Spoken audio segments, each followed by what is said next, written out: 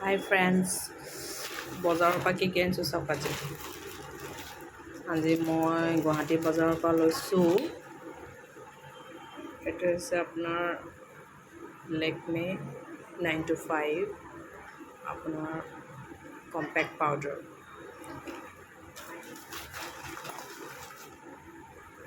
এইটো হৈছে আপোনাৰ ফাউণ্ডেশ্যন।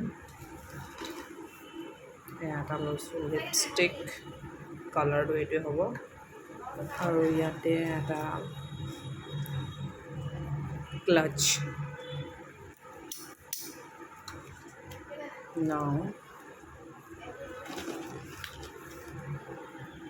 ইয়াতে লৈছোঁ মই নেইল কাটাৰ আৰু এটা লিপষ্টিক। এইটো কালাৰ, দুটা কালাৰ। মই ডাৰ্ক কালাৰ ভাল পাওঁ যিহেতু। কেনেকুৱা লাগিলে জনাব।